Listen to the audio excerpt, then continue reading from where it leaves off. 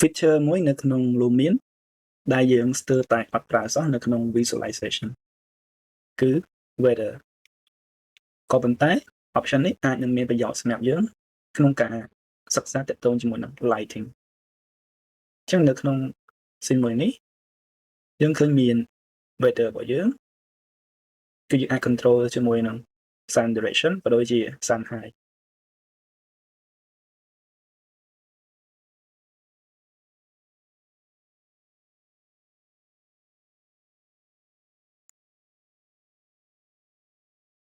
យើងអាចមើល lighting ដែលវា affect នៅក្នុង scene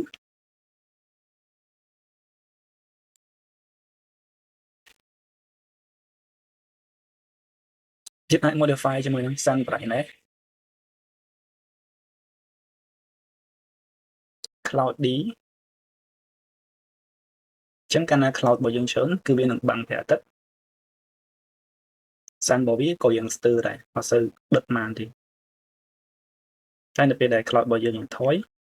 sun brightness របស់វាចាប់ផ្ដើមភ្លឺជាងមុន fog density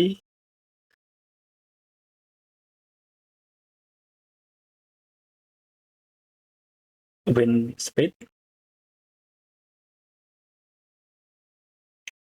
ជាអាចឃើញ animate នៅលើដើមឈើបាន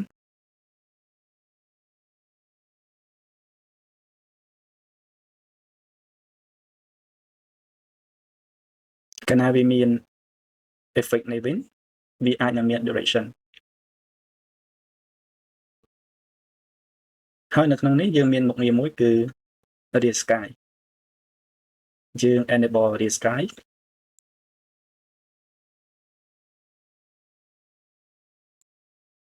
sun brightness for direction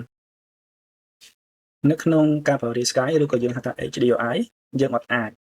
កំណត់ខ្ពស់របស់វាបានទេដោយសារតែ sun ហ្នឹងគឺគេ create នៅក្នុងលក្ខខណ្ឌជាក់ស្ដែងណាមួយអ្វីដែលយើងអាចធ្វើបានគឺ rotate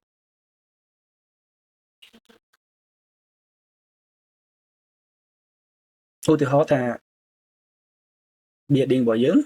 មានការ design ហើយយើងទៅ create HDRI នៅក្នុងលក្ខខណ្ឌណាមួយម៉ោងណាមួយនៅទីតាំងនឹងជាក់ស្ដែងអញ្ចឹងយើងយក HDRI នោះដាក់ចូលមក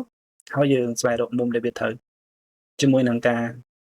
រៀបចំ environment យើងនឹងឃើញ effect នៃ lighting នៅក្នុងការ design របស់យើង